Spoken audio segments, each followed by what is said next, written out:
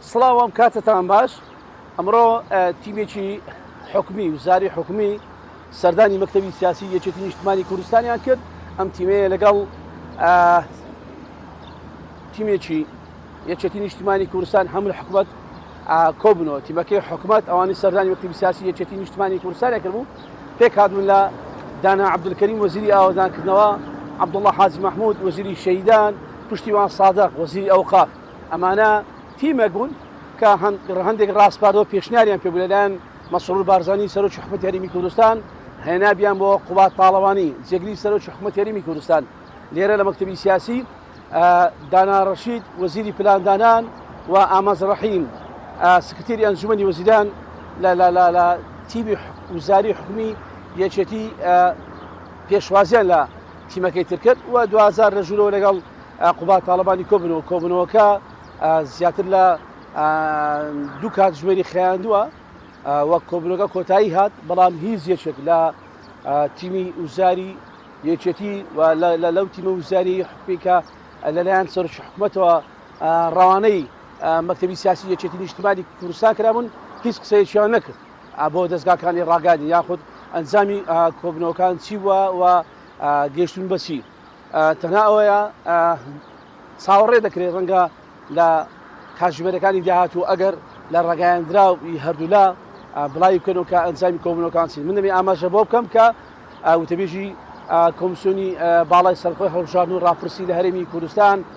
بە شارپرسی ڕاگەیاندووە کە ئەگەر تا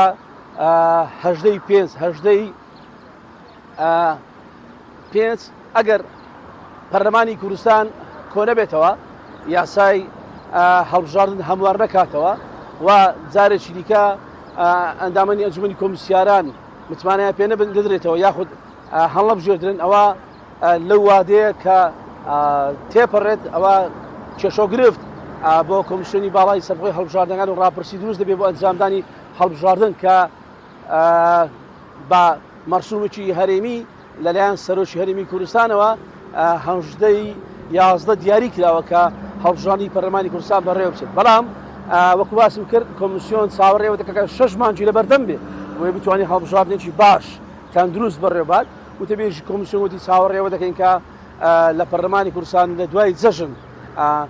کە ئەو خەڵکانەی سیڤیان پێشکەش کردووە کە بە ژێری زانێرەکە زیاتر لە 100 کەس سیڤی پێشکەش کردووە بۆ ئەندامانی ئەنجومەنی کۆمسیاران، بەڵام بەگوێرەی زانیارەکان تەنها دوو ئەندامانی ئەنجومەنی کۆمسیاران یەکێکیان کە بەهۆی نەخۆشی کۆڕۆناوە لە پێکاتەکان بوون جانی دەزا شوێنی ئەو پڕ بکرێتەوە لەگەڵ ئەوەی جوتیار عادل وتەبێژی ئێستای حکومەتی هەرێمی کوردستان کە ئەندامی ئەنجومەنی کۆمسیاران بووە، دوای ئەوەی کە بوو بە وتەبێژی حکومەت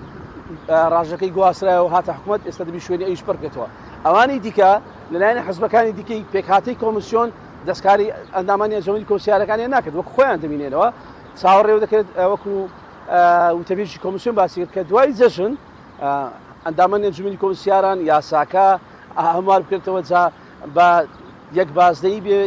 چوار بازدەی بێ، چەند بازدەی بێ، داخراو بێ، کراو بێ، بەڵام بە شێوەیەکی گشتی لەسەر یەک بازدەی ڕێککەوتونە تا ئێستا هەموو لایەنەکان چاوەڕێوە دەکرێت کە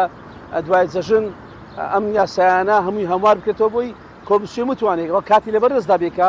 ئەم هەڵبژاردنە ئامادەکاری بۆ بکات و بەڕێوە بات.